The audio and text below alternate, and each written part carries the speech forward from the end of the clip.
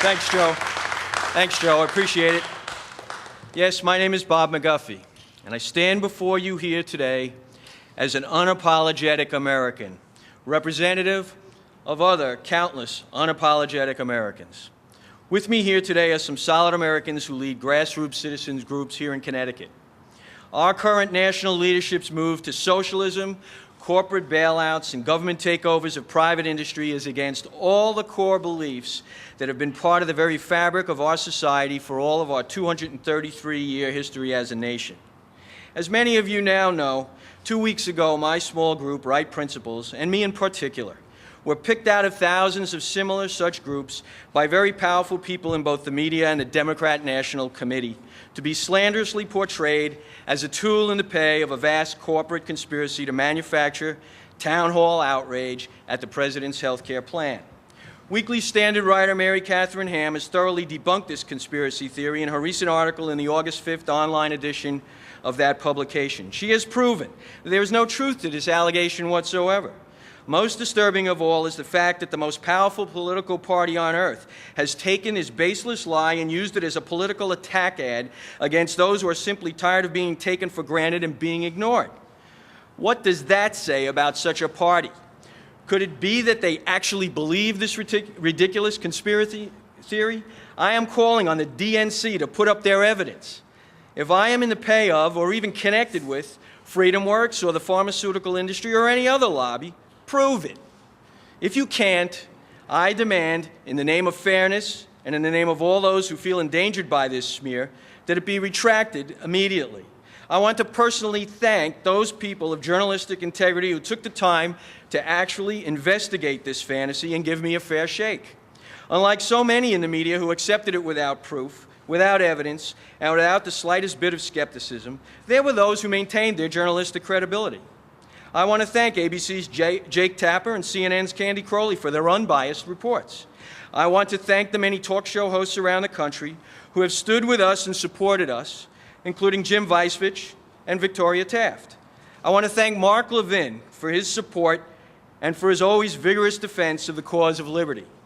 Most of all, I want to thank Mary Catherine Ham of the Weekly Standard and Fox News, who demolished this calumny and completely exposed it for the propagandist lie it is. And finally, I want to thank Rush Limbaugh for taking the time and telling the truth to his large audience. In the past couple of weeks, we have seen a few of those exercising their rights of free speech suffer from some acts of violence. We absolutely and unequivocally strongly condemn all such acts, no matter who commits them, at any time, in any place. We understand the thrust, the passion, and yes, even the anger felt by this movement. We understand the frustration that brought it together. We, the people, are tired of trying to seek redress from members of our government, as is our constitutional right, and we are having our complaints ignored. We, the people, are tired of complaining to a congressperson regarding their position on some issue, and then receiving a form letter from that congressperson thanking us for our support. We, the people, are tired of calling our congressperson's office and being directed to a voicemail box that is too full to be answered and that will be dumped with the trash at the end of the day, ignored and unheard. We, the people who go to town halls, are not simply there to sit quietly with our hands folded while politicians dodge responsibility by picking on their favorites in the audience and giving us their standard stump speech. Town halls also exist for constituents to let politicians know what kind of job the voters think they are doing. We have a message for the politicians that engage in such evasive and dishonest tactics. You work for us. We ask the questions, you answer them. I want to speak with other group organizers like the one standing here with me today, and more importantly, to the tens of millions of people in the Tea Party movement and those who support their efforts. Are we frustrated, concerned, and even angry? Yes, and with good reason. Is that frustration growing? Yes, and it will continue to grow as long as people feel their representatives refuse to listen to them. Politicians need to be responsive to those who elect them rather than just to those who finance them. But we will be heard. We must continue to use our voices and our voices only. We insist on getting straight answers and not double talk from House members who want us to support massive spending bills they haven't even read. We have never advocated the use of coarse or abusive language or the display of offensive imagery, and we urge those who attend town halls to follow this policy. And above all, we must never respond with violence, no matter how much the other side tries to provoke it. But we will be heard, because too many brave men and women have paid too high a price for our right to be heard, for it to be squelched.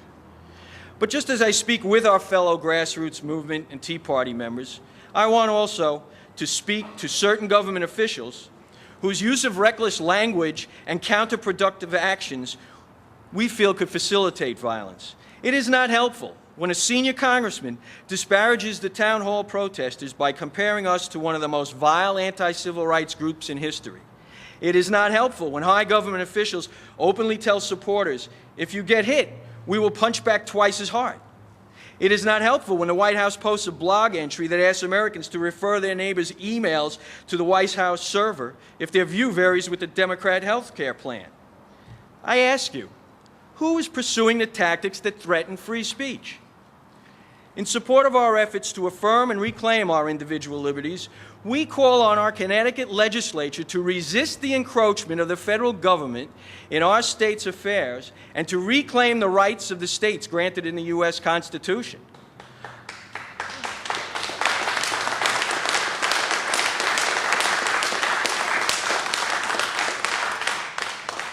Our movement robustly but peacefully raises its voice in the best American tradition of participatory democracy to seek redress from its own elected officials. However, when a government wants to force through policies that the people tell their representatives they don't want, that government is not supporting liberty, but flirting with tyranny.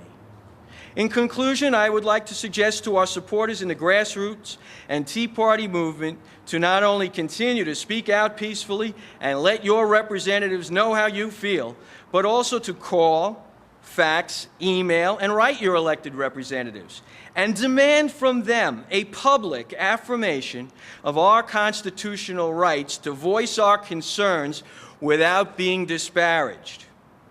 Their job is to represent us, not reprimand us, and we will be heard. Thank you.